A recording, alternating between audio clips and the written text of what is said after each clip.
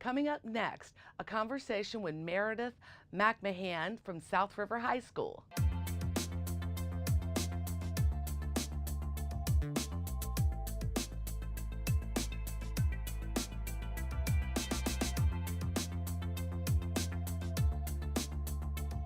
Welcome to Parent Connection. Our guest today is Meredith Mac Mahon from South River High School. Thank you so much for joining us, Meredith. Thank you for having me. Well, first of all, tell us a little bit about yourself. I've been teaching at South River High School for the past 3 years. I've been in the county since 2006. I teach Spanish. I've been teaching Spanish for 18 years total, and I love teaching high school kids. So what we want to talk about today is the Harvest for the Hungry campaign and South River, and really the whole area and your whole cluster is just amazing.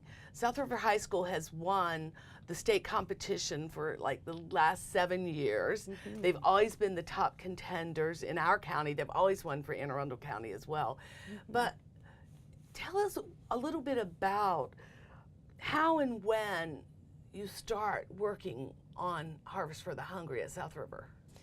The Harvest for the Hungry campaign is something that we begin thinking about in the summer, even before the students start to school. We start to contact local businesses, which are always really great about helping us out and allowing us to set up in front of those businesses and ask for patrons to help us in our campaign. So around the summertime, we call them, we set up our dates for in the fall when the kids are going to come back to school so that they're ready to sign up and participate in the local things that are going to happen in places like Giant or other businesses that are helping us out in our fundraising. So how are the students at South River, how do they work with the community to do fundraising? I mean, they are known throughout the county for their amazing fundraising. And so how do they really do that, or how do they get started with that? It's a lot of legwork. The students really have to be willing to put in a lot of hours for it. So this year we had about 30 students that signed up to be in our committee, more or less, that have worked with us. 10 to 15 of them were extremely active. Seniors, juniors, freshmen, sophomores, all grades participated. And each of them decide what venue they would like to hit. So some of them go out into the community and put paper bags in front of houses in the neighborhoods, and we put a flyer on the bags, and the students are asking for them to fill up the bags by the next week. So a week will pass and then we have to go collect all the bags. So we've had a lot of neighborhoods that have just been filled with paper bags, and then the kids go out and they walk from house to house and collect them and put them all in my van, or Miss LaFell's van, who is my other teacher who helps me out on this campaign as well. And then there are other students that spend hours in front of Giant. They'll spend 3 to 4 hours on a Saturday asking patrons if they could contribute on their way out. So they hand flyers to them, and on their way out the patrons come out with cans or with peanut butter or with cereal or whatever it is that's on the list that the Anne Arundel County Food Bank needs for the people who are hungry in our community. Well, that's really amazing, because a lot of the schools, it's run, whatever the campaign is, it's just right within the school itself. Mm-hmm. But you really have such community support. How do you get the word out to all the partners in the community, people, to really motivate them and get their support? I think mostly it's been through the students. So we actually have students that work in local businesses like Giant, or they work at, or they go to the dentist. Like we have a dentistry office in Davidsonville, the Woodell and Pissarro Dentistry. They matched one of our football game fundraisers. So we had a student go in and say, hey, would you guys be willing to match our donations that we get at a football game this coming Friday? So we also solicit the people who come to the games to bring cans to the next home game. So people from the community come in, they get flyers on the way into the football game saying, hey, next Friday night, bring in a can and you'll get entered into a drawing for Chick-fil-A. And so people bring a can the next Friday, get some Chick-fil-A, and help out the hungry at the same time. So students really do a lot of the work for that. It's really amazing to me how the community, it really is a community effort. It's not just the high school there doing things within and the students bringing in the cans and all. It is really so much broad a broad span, I guess I would say, of community support. So how do you, like, what are the community partners that you have that come back yearly or that are new partners? How do you keep in touch with them, and who are they? Well, our biggest community support business is Giant, for sure. The Giant Foods. They give us up to 1,000 maybe paper bags to ask for donations. They'll give us boxes to put out. They help us with the flyers that we hand out when we stand out in front of the grocery store. They allow us 4 Saturdays to do that. They've been a huge support to us, and they even will collect within the business themselves, but also every local business we go to. Chipotle has been a support in Edgewater. Panera has been support for us, that we can call and say, can we have a spirit night? Can we set up a spirit night at Chick-fil-A? Chick-fil-A supports us. But they do it year after year, almost without fail, and it's, I think, the attitude of our school that all of our local businesses almost wait in expectation of the next South River Club that's going to come and ask to do something community oriented, because we have so many of those clubs within our school and so many kids that are so active in those.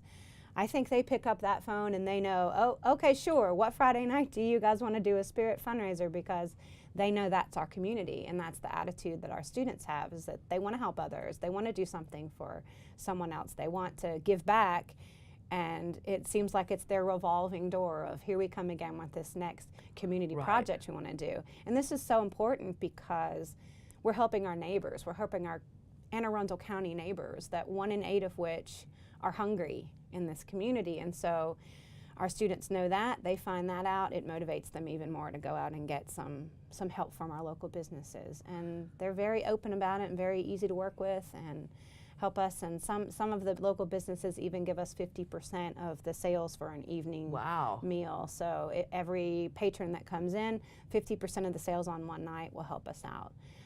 More common than not, it's more like 10 to 20%, but every little bit makes a huge difference. And in the end, we get a lot of contributions for the Well, I know food as bank. other schools and parents are looking at this, where their children go to school, they're thinking, but how do you collect so much? What do you do to get students so motivated to participate? Because that really is, I think, the key to your success, but also something that you've done better than anyone else. That's why you've won for the state for so many years. Well, I think we have a lot of levels in which we try to encourage participation through the school. One of them is with their classroom teachers. I think we have, from years, even before I was involved, thought that students have a really good relationship with their classroom teacher, and so we have first period classes compete against one another to see who can bring in the most cans by a certain date. We do that 4 times in the fall, and so we have them, you know, we're going to, the class that donates the most, we're going to bring you guys in donuts. So they bring in donuts for them, and the class eats, we call it Donate for Donuts. They get donuts on us, and they get to donate to the Harvest for the Hungry. So we do that. We also do club competitions. So we have a lot of service clubs, Key Club, Interact, everything else under the sun, Success Team, Global Ambassadors. They won this year. They're the ones that were the biggest fundraising group for the clubs this year, so they get a pizza party for that. So we motivate them by not only good friendly competition, but also they get some recognition for it and some, you know, appreciation from us for helping out the food bank too. So it's a win-win situation for all of them. Well, I know the Food and Resource Bank is so thankful for you, and I do know that really once this, like you said, once the students hear about it and the community members and know that the money is all going to stay right in the county and it's going to help our students, our families. I think that's really a good motivator as well. It makes a big difference. I think saying, we've repeated in our campaign that 1 in 8 families is are food insecure in our community, and it's a staggering number. It's a lot of people, and when that is considered, it pumps the kids up. They think, have I ever been hungry for a meal? I mean, think about that. I've never struggled to get to my next meal, but so many people that live right next door to us have, and that is a huge motivator when they think about it that way. And again, our school is so service oriented and pushes so much for students to be involved that these are the kind of kids whose families are encouraging this participation, whose bosses are encouraging this participation, teachers are participating in Right. it, and it's just a whole school environment and an attitude toward helping and giving back. So I know that one of the things that I've seen when I've been at South River High School is there's so many things going on in the school, fundraisers, activities, events. So tell me about some of the things that you do within the school to raise funds. We have a Halloween show every Halloween that's during our nest period, which is the middle of the day lunch period, that students pay to participate in as well as pay to go and watch. And so it's garage bands and our dance team and hip hop collaboration team and Luminescence Arts and a lot of other organizations in our school that do performances get involved, and the students can pay to go watch that, and all the proceeds go to the Harvest for the Hungry. We also have a Student Olympics where our freshmen, sophomores, juniors, and seniors compete against one another to see who can win Olympic Games. And we have done things such as Human Angry Birds, Hungry Hungry Hip Humans, which is like Hungry Hungry Hippos. And so they compete against one another to be the South River Olympic champions for the school. And the students that participate also contribute more than the students who enter. So it's about all of them participating but giving back at the same time. And we managed to get about half of our student population will attend something like that, and that all of the proceeds go to the fundraisers. So it's usually well attended, and kids get excited about it and want to participate, and they get to do things like bubble soccer, which they think is really fun, but they know it's going toward a good cause as well. So. Well, tell me a little bit about empty bowls. What is that? I hear that a lot that community. That is our most successful fundraiser by far. And I have to give the credit to Paula Perry, who's the Interact sponsor in our school. She's a very active Interact club. They do a lot of supportive fundraising for us. And Empty Bowls is one of those. So several of our community restaurants will support us by providing soup. So that's everywhere from Green Turtle to Chick-fil-A provides soup for this event. And then you buy tickets, you come in and you get 3 soup selections. And each of those selections are from these different restaurants. You get to try out their soups with your family.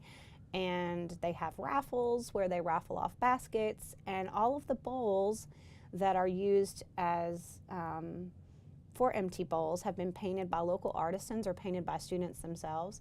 So there is a huge display of ceramic bowls and ceramic stoneware that you can purchase as well to take home that students have made for the event. So our local pottery place, the Pottery at South River Colony, they allow kids to come in before the event and paint ceramics, and then all of those are donated to the cause, and they're sold, and all the proceeds go to Harvest for the Hungry. And we tend to make $5,000 plus on just that event alone, which is an amazing community event. In fact, I should have probably said that very first, because it's probably our most successful event. But it's excellent. The students completely run that event. They serve soups to all the people that come. They dress up really nice and make it a very formal but very nice event to attend to. Very serious. That is really neat. I knew about the soup and all, but I did not know that they actually painted the bowls and all. That was something I wasn't aware that they were doing it. So then they auction the bowls. How neat is that? Yeah, and then they do raffle tickets for baskets and all of those things too. But the neat part is all these restaurants just keep helping us out every year. They keep providing the need, filling the need. It's really great. That's what I was going to say. Are there any other restaurants or places that have events for you where people would just go and eat and they donate? Yes, Glory Days for a month. We'll do we'll take our receipts for Harvest for the Hungry. So each receipt, they will take the itemized receipt, and the proceeds of 10% of each itemized receipt will go toward the campaign. So we go to as many as we can, more or less, I'd say, just trying to ask if they would be interested in helping us out, and almost everyone says yes when we ask. So that's one of the reasons why I believe we are so successful, is because so many people have a heart for this need, and they say, yes, we're willing to help. Of course we are. And so that's how we get much sponsorship and so much help.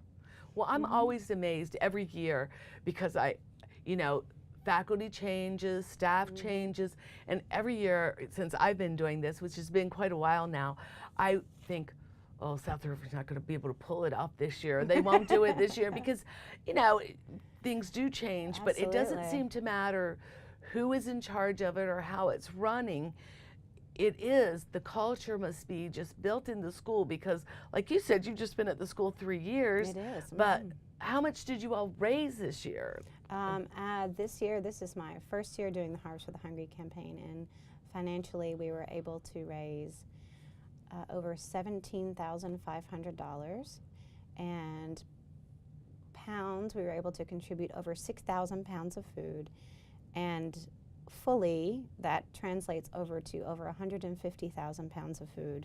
Wow. For our hungry neighbors. So it was very successful. We're really pleased. But you said, you know, we've won every year, Yes. but we don't know if we're ever going to pull it off. We were in that same situation. We sit there thinking, is it going to happen? Are we going to be able to make as much as we did last year?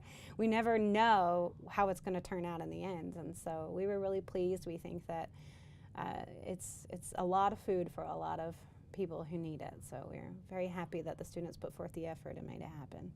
Well, I think it really does. I mean, it is, you are the biggest school, the biggest contributor to the food bank as far as schools go, individual schools. So it's amazing, and I know that all the people at the Anne Arundel County Food and Resource Center are just so appreciative of South River and everything that you do.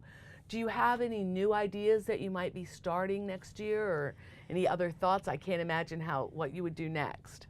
It's so much fun because every time we do an event, our wheels start to turn and we start to think, what can we do next year? How can we make this better? And so we've already thought about having our students weigh in on what activities they'd like to see at the Olympics, get some votes, put up some buckets and see if they'll say they want to, I don't know, pie me in the face maybe, or another teacher, or what they'd like to do, and see what activities they'd be interested in participating in, because we always want as much student participation as we can get, as many people to be aware of why we're doing what we do, and hopefully just encourage them to have fun with it, but also do it for a good cause.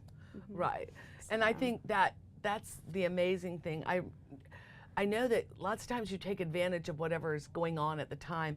One of the times that I was at South River, they were doing they had created a whole Harry Potter game, and and people were paying to go, and they had T-shirts, and I was just amazed. It was a huge turnout by students there, and then they had the teams that were playing that day, and it was amazing to see. So several years they've done Quidditch tournaments, or the Harry Potter Quidditch tournaments, and that's been very successful. And I feel like we try to make it fresh and try to make it new, and see what the students are interested in doing each year. And Harry Potter books are, you know, maybe they're elementary school books now, so we're trying to see what would interest them, see what would spark their interest to participate in each year, and hope that we get a good turnout. And this year they did very well, and we got enough support from our kids that we were able to do a good job with their help.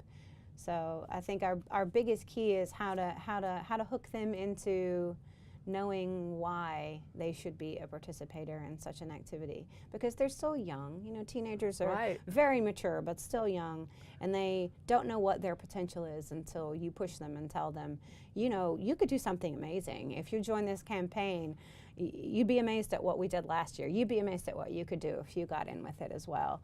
So the more we can motivate, the more we can tap into what they enjoy, the more we can pull them into seeing that, wow, this is a great thing to do, and this is something I really ought to be involved with. So I think that's what we try to do, is make it fresh and make it fun. Wonderful community ambassadors. Exactly. I mean, that's what we want. They're getting that, already getting that bite, that philanthropy bite, or to give back to the community and realize the needs in the community. I mean, that's really eye-opening. Besides, of course, we're stressing the academics and to make sure they're college ready and all of those things, but to really build that whole child, we do need to work on the empathy and to be a good citizen. And I think that's why another part of why the community participates so much, because the students that are graduating and still living in the community, going to college, coming back, settling there, they're very familiar with the campaign. So many people will go into Giant, for example, and take a flyer and say, oh yeah, I did this when I was in high school, or oh my kid goes to South River, or Oh yeah, my mom teaches at South River, so we do have a very community-oriented school. I live in Davidsonville myself.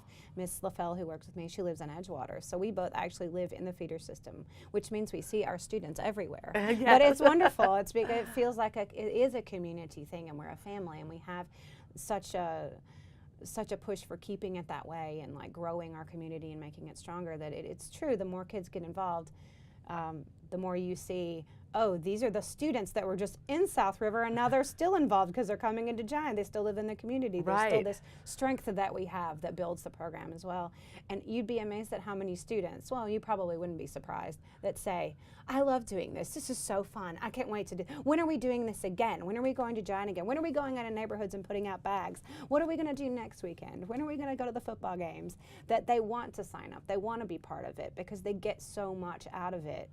The impact, you know, mentally and emotionally is so much greater than the impact physically, and they see that what they're doing is something that's above them and beyond what, you know, what they do in a daily academic situation. So it's good from that standpoint as well. So if I'm a school that's listening to this, or a parent or a student, and maybe my school hasn't been quite as successful, or you know, we struggle to get students to bring things in or participate or understand, can you give us some clues on how you could start to build your program? Because sometimes and I get this from a lot of schools, they'll say, we can never beat South River, we can never get to South River. But we always say to them, always try to do a little better than you did last year. But what are some strategies or some things that maybe the only thing I've ever done is say, okay, bring food in at this time, and maybe we've had a competition between the classes, but that's all we've ever done.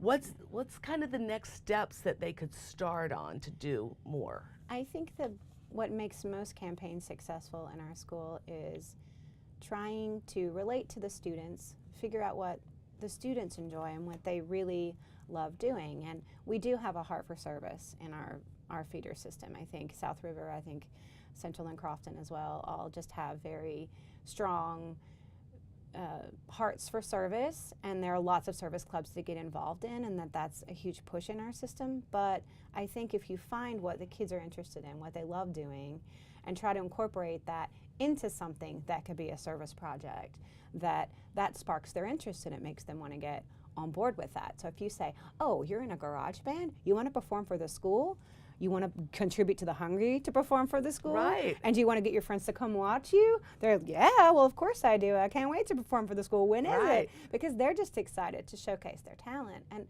students need to feel that they're valuable. And I think that's one of our huge pushes in our school is relationships with our students and making them feel that value and that need, and that we need you to do this. We need you to be involved. We need to know that, you know, you're valuable and that what you put into this is going to be meaningful. And I think the more activities that you can revolve around that they can get involved in, and that they can jump in with both feet because they're motivated and they love it, but they realize the benefit of the service aspect of it, then that's a win-win situation for them. Well, I know at the elementary school, sometimes they're doing things like twin day or pairing day, where they'll do bring peanut butter and jelly, or bring I think pasta that's amazing. Yes. And sauce, or you know, they try to do some things like that, or cereal and maybe the Horizon milk things. No, Davidsonville, where my children go to school, is always very successful. They were at the award ceremony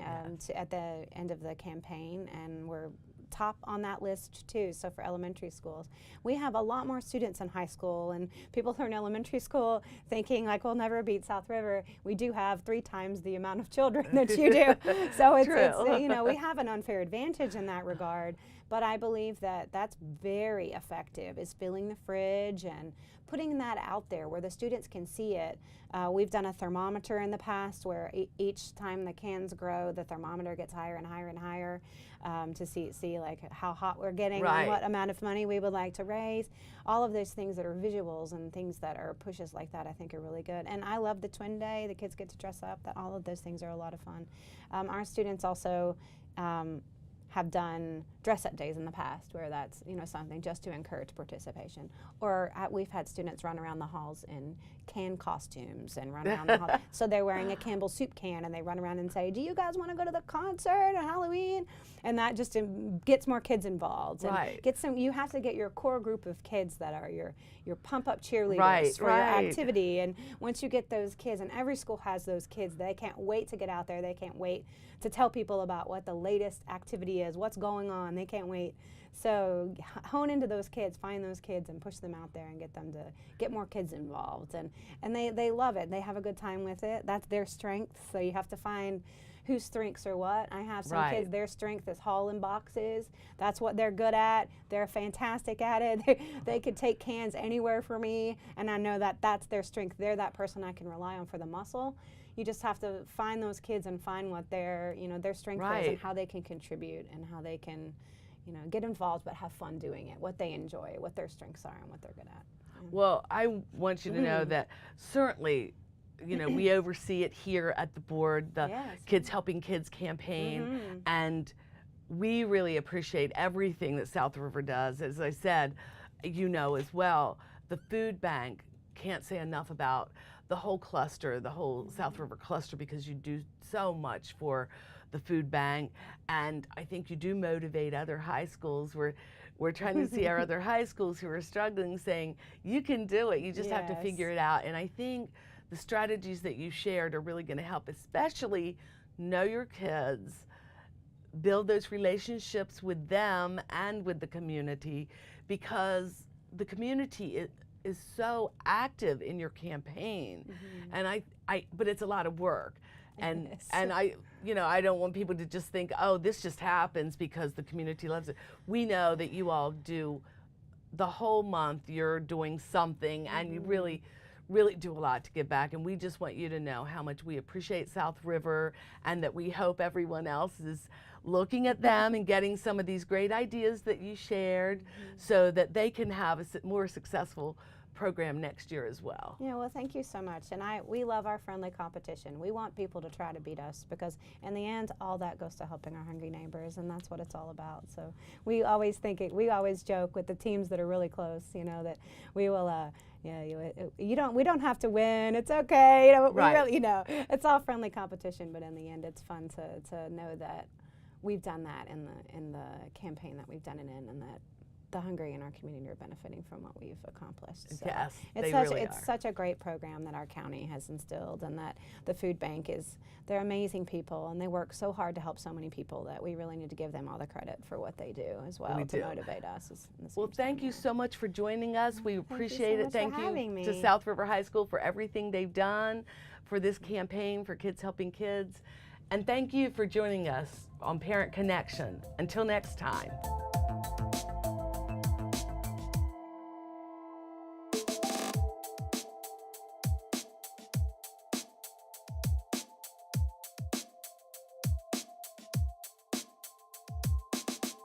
Hi, I'm Jeannie Porter.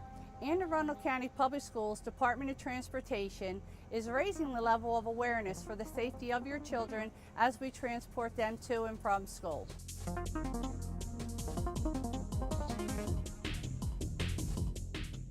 When a school bus stops to load students, as a driver, this is what you will see. At 150 feet, the bus will activate hazard lights. At 100 feet, the bus driver will activate the amber lights. They will start slowing down.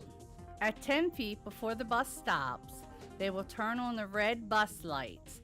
Their stop sign will come out, and students will begin to load. Once all students are on board safely, the bus driver will turn off red lights and move forward. At this time, it is safe for the motorist to resume movement.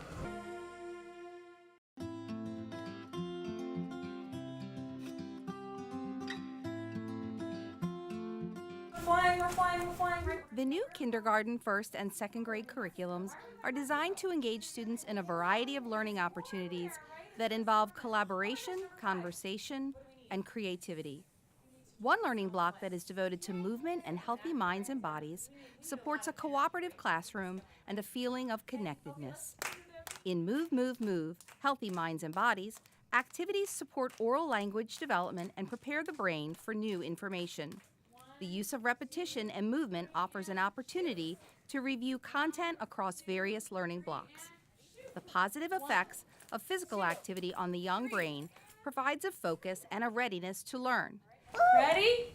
Ask your child how Move, Move, Move helped them learn today. Home run!